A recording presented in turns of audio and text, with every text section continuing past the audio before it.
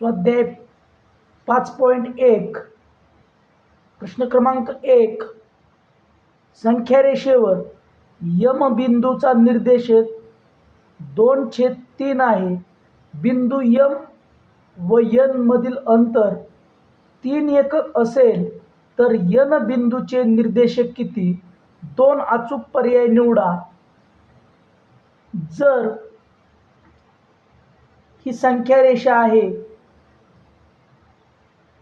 आणि या ठिकाणी बिंदू यम आहे आणि याचं निर्देशक आहे 2/3, म्हणजे बिंदू यम हा 2/3 ही संख्या दर्शवतो.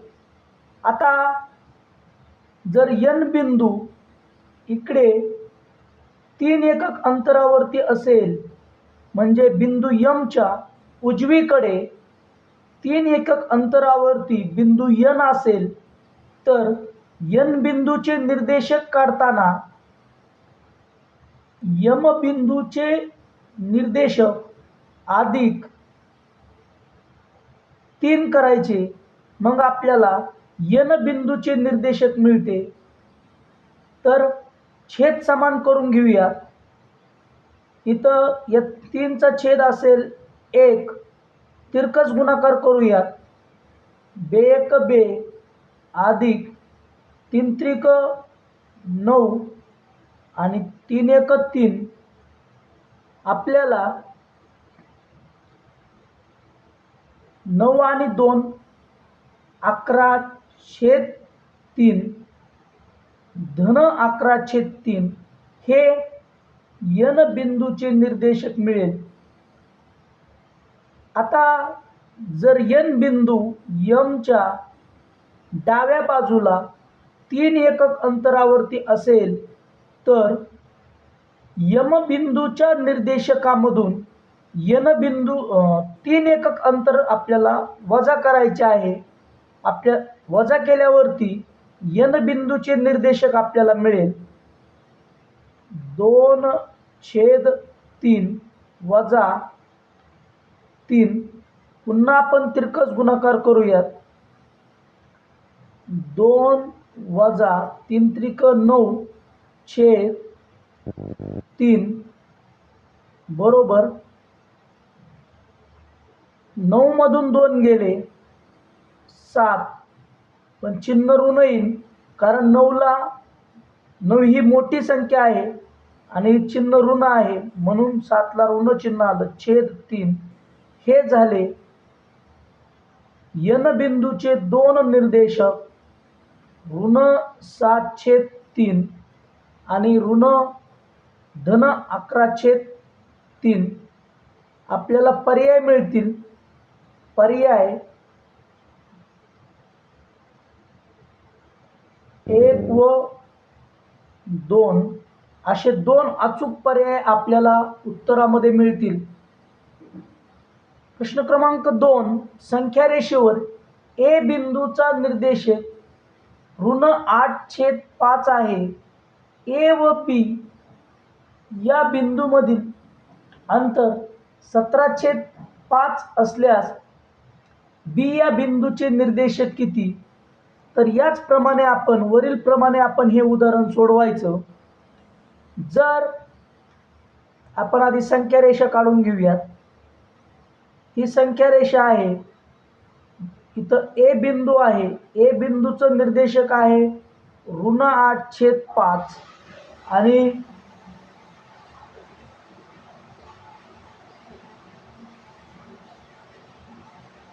या दोघांमधील अंतर ए व बी या बिंदूतील अंतर आहे 17/5.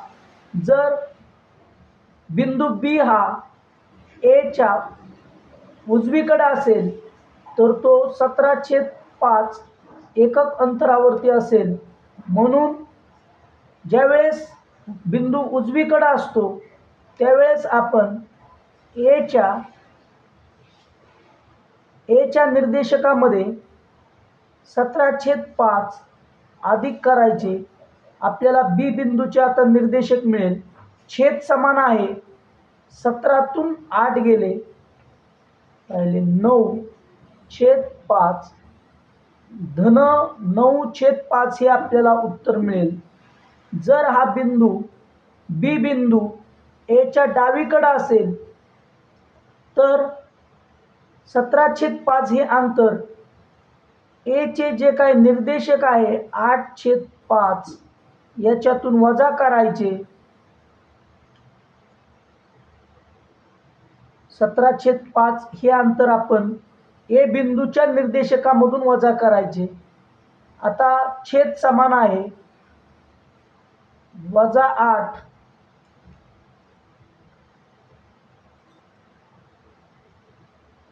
आणि -17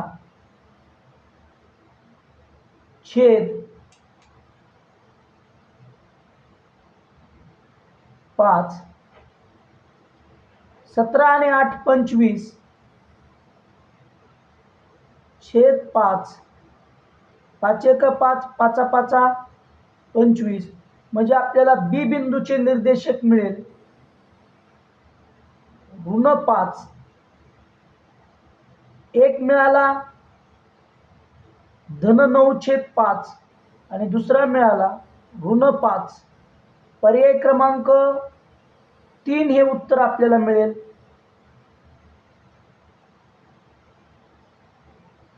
या 9/5 आपण असंही लिहू शकतो. 5 1 5 बाकी उरली 4 छेद 5 या पद्धतीनंही आपल्याला लिहिता येते. पुढचं उदाहरण पाहूया. उदाहरण क्रमांक 3. -7/11 ही संख्या कोणत्या दोन लगतच्या पूर्णांकाच्या दरम्यान आहे? तर ऋण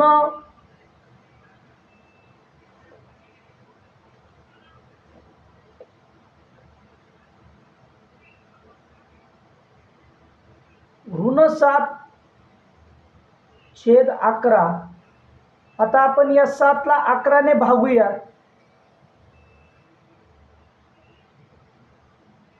0. इथं 7 वरती आपण 0 घेतला. 11 सक 66 बाकी उरली 4. पण एका पॉइंट नंतर एक अंकापर्यंत जरी आपल्याला भागाकार मिळाला तरी खूप झालं. म्हणजे हा भागाकार काय येईल? 0.6. पुढे आता बाकी 4 उरली होती, पुन्हा 0 दिला तर आपल्याला काय मिळेल? 11 त्रिक 33. पण खूप इथपर्यंत केलं तरी आपण या 6 पर्यंत केलं तरी खूप झालं. चिन्ह ऋण आहे म्हणजे ही जी काही संख्या आहे ती 0 आणि ऋण असल्यामुळं ऋण 1 या दोन पूर्णांकाच्या दरम्यान असेल. कारण 0 हा पूर्णांक आहे. 0च्या पुढचा पूर्णांक 1 असतो. पण चिन्ह ऋण आहेत म्हणून 0 आणि ऋण 1 या दरम्यान ही संख्या असेल -7/11. पर्याय क्रमांक 1 हे आपलं उत्तर बरोबर येईल. त्यानंतर प्रश्न क्रमांक 4 ते 6 साठी सूचना. संख्यारेषेचे निरीक्षण करून उत्तरे लिहा. संख्यारेषेवरील बिंदू समान अंतरावर आहेत. पुढे दिलेल्या रेषाखंडातील सर्वात मोठ्या व सर्वात लहान रेषाखंडांच्या लांबींची बेरीज किती? तर या ठिकाणी आपल्याला रेषाखंड दिलेले आहेत आणि त्यांच्या अगोदर ते आपल्याला लांबी काढावी लागेल. CB,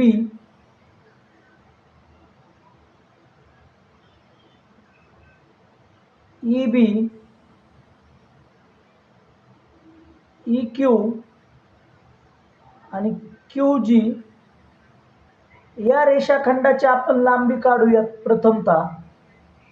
आता बघा, एक एकक अंतर म्हणजे काय हे या संख्या रेषेवरती खूप महत्त्वाचं असतं. तर शून्य पूर्ण इथं शून्य हा एक पूर्णांक आहे आणि एक यांच्यात यांच्या दरम्यानचं अंतर असतं ते एक एकक अंतर असतं. एक ते दोन यांच्या दरम्यानचं अंतर असतं एक एकक अंतर असतं. तर आता एक एकक अंतरादरम्यान किती बिंदू आहेत किंवा किती भाग केलेले आहेत एक एकक अंतराचे ते आपण आधी पाहूयात.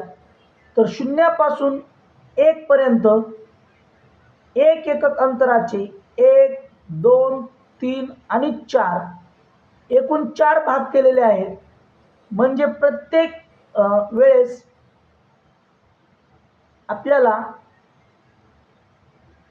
एक एकक अंतराचे 4 भाग करायचे आहेत. ते दिलेले आहेत.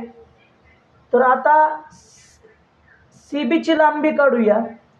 इथं आहे सी बिंदू आणि इथं आहे बी बिंदू. सी बिंदू आणि बी बिंदू किती भाग आहेत तर तो एकच भाग आहे. म्हणून एक छेद एक एकक अंतरामध्ये किती भाग आहेत तर 4. म्हणून 4 छेदस्थानी लिहिलं. हे झालं सी बी मधलं अंतर. आता आपण ई बी मधलं अंतर काढूया. इथं आहे बिंदू ई आणि इथं आहे बिंदू बी. ई आणि बी या दरम्यान किती भाग आहेत ते आपण पाहूया. 1, 2, 3 म्हणून अंशस्थानी आपण 3 लिहिलं आणि छेदस्थानी आपण 4 लिहिलं.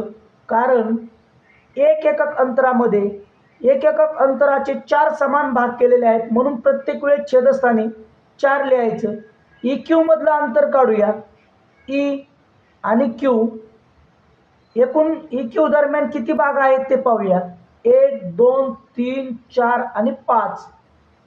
म्हणजे हे अंतर येईल 5/4.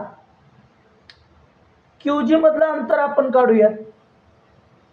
क्यू आणि जी 1, 2, 3 1, 2, 3 म्हणजे 3/4 हे क्यू जी मधलं अंतर आहे. आता सगळ्यात मोठा रेषाखंड कोणता? इथं प्रत्येकाचा छेद समान आहे. अशा वेळेस ज्याचा अंश मोठा तो सर्वात मोठा असतो. म्हणून हा झाला सर्वात मोठा. सर्वात लहान कोणता येईल रेषाखंड तर हा लहान येईल सर्वात. विचारलंय काय आपल्याला सर्वात मोठ्या व सर्वात लहान रेषाखंडांच्या लांबींची बेरीज किती? तर आपण सर्वात मोठा कोणता आहे ई क्यू म्हणजे length of E Q plus length of C B बरोबर 5/4 अधिक सी बीची लांबी आहे 1/4. छेद समान आहे 5 आणि 1 6 6/4. उत्तरात आहे का ते आपण पाहूया. उत्तरात नाही. आपल्याला पुन्हा या 6ला 4ने भागावं लागेल. तर संक्षिप्त रूप देऊया. बेत्रिक 6 आणि बेदोनी 4 आलं 3/2. 3/2 म्हणजे 1.5 असतं. हे असेल सर्वात मोठ्या व सर्वात लहान रेषाखंडांच्या लांबींची बेरीज. आपलं उत्तर येईल पर्याय क्रमांक 3 हे आपलं उत्तर येणार आहे.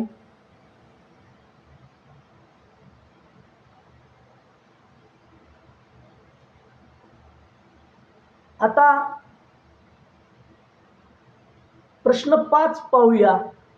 बिंदू सी व बिंदू F यातील अंतर किती? तर आता बिंदू सी कुठं आहे ते आपण शोधायचं. इथं आहे बिंदू सी आणि एफ इथं आहे.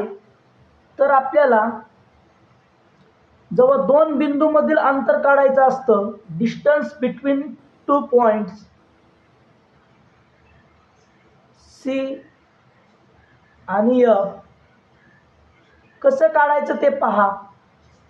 सी आणि इथं आहे एफ, या दोन बिंदूंच्या दरम्यान किती भाग आहेत ते बघा. 1, 2 आणि 3 ते अंश स्थानी लिहायचं आणि एक एकक अंतराचे किती भाग केलेले आहेत ते पहा. शून्यापासून 1 पर्यंत 4 भाग केलेले आहेत म्हणून 4 लिहायचं. हे झालं सी आणि एफ मधलं अंतर आपलं. आता 3/4 पर्यायात तर कुठं 3/4 नाहीये, मग ह्या 3ला 4ने भागलं 0.75 हे आपल्याला उत्तर मिळेल. पर्याय क्रमांक 1 हे आपलं उत्तर असेल. पर्याय क्रमांक 1. पुढचं उदाहरण पाहूया. 6. या संख्या रेषेवर AP ची लांबी 2 एकक आहे. AP ची लांबी 2 एकक आहे म्हणजे A पासून बिंदू P हा 2 एकक अंतरावरती आहे. तर length of BD plus length of CG minus length of FP बरोबर किती एकक? तर आता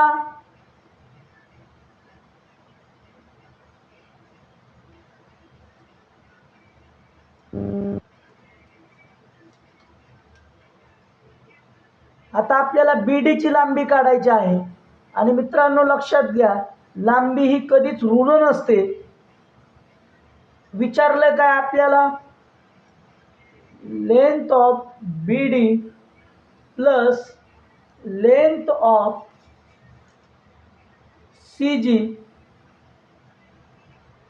मायनस लेंथ ऑफ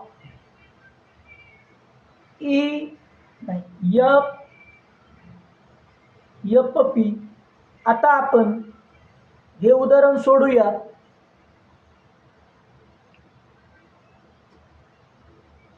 तर B बिंदू या ठिकाणी आहे आणि D बिंदू या ठिकाणी आहे.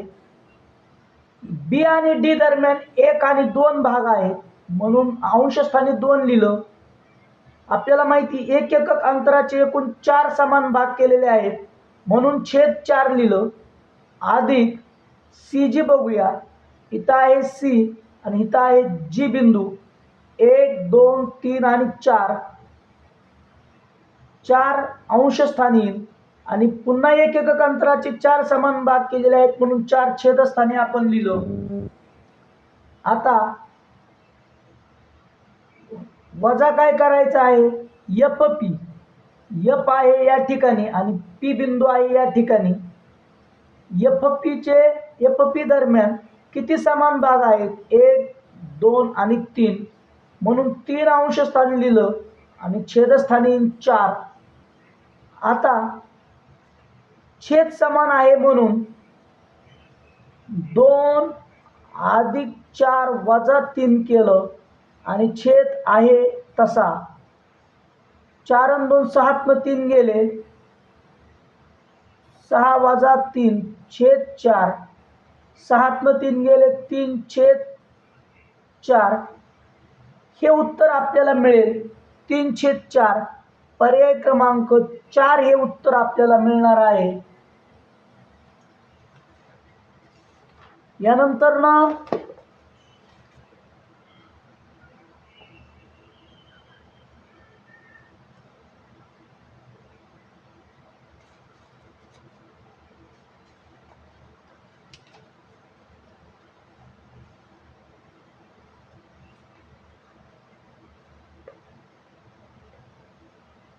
प्रश्न क्रमांक 7 व 8 साठी सूचना. संख्या रेषेचे निरीक्षण करून उत्तरे लिहा.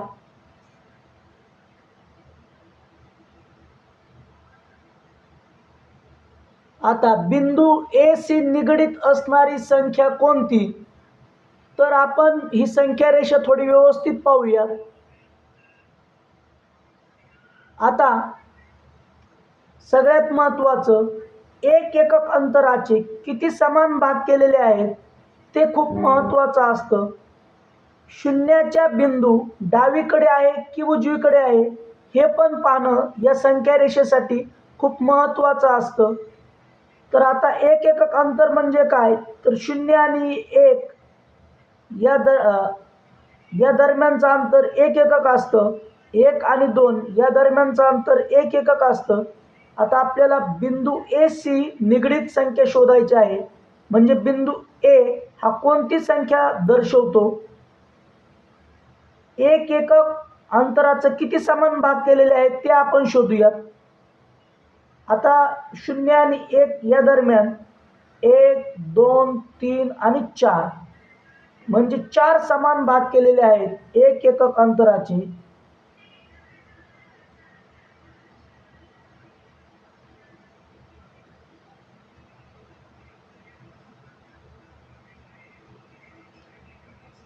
चार समान भाग.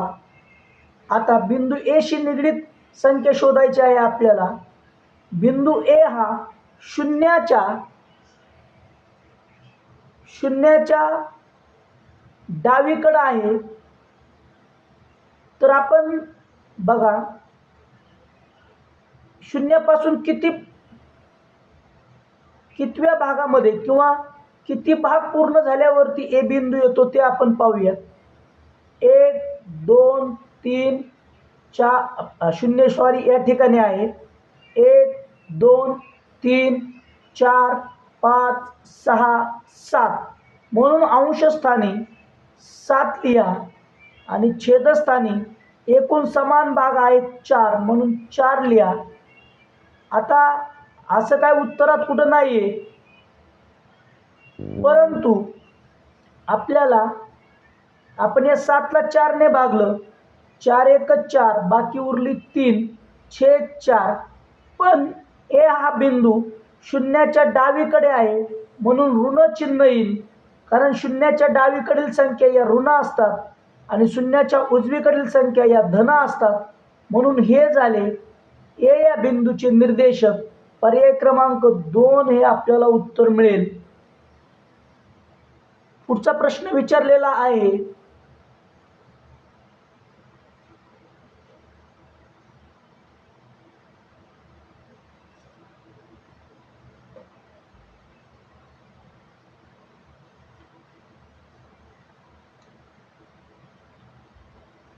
खालीलपैकी असत्य विधान कोणते? रेख A B is equal to रेख बी सी. रेख ए बी एकरूप रेख बी सी. आता काय करायचं तर ए बी मध्ये किती भाग येतात बघा छोटे छोटे. 1, 2, 3, 4, 5. बी सी मध्ये किती येतात? 1, 2, 3, 4, 5. बी सी मध्ये पण 5 येतात म्हणून हे विधान तर बरोबर आहे. पुढे रेख बी सी एकरूप रेख सी डी. बी सी मध्ये 5 आहे तर सी डी मध्ये किती आहेत ते बघूया आपण. C D 1, 2, 3, 4, 5. हे पण विधान बरोबर आहे. आपल्याला असत्य विधान शोधायचं आहे. ए सी मध्ये किती एकूण भाग येतात छोटे छोटे ते आपण पाहूयात. ए सी 1, 2, 3, 4, 5, 6, 7, 8, 9 आणि 10. बीडी मध्ये किती येतात? बीडी इथं आहे. बीडी बरोबर 1, 2, 3, 4, 5, 6, 7, 8, 9 आणि 10. बीडी मध्ये पण 10 येतात म्हणजे हे पण विधान बरोबर आहे. एपी मध्ये किती येतात ते पाहूयात. एपी मध्ये एकूण किती भाग येतात? 1, 2, 3, 4, 5, 6 आणि 7. PD मध्ये किती येतात ते आपण पाहूयात. PD 1 2 3 4 5 6 7 आणि 8 म्हणजे या दोन रेषाखंडांची लांबी सारखी नाही, म्हणून पर्याय क्रमांक 4 हे असत्य विधान आहे. 8 या प्रश्नाचं उत्तर 4 येईल. अशा पद्धतीनं आपल्याला सोडवता येतं.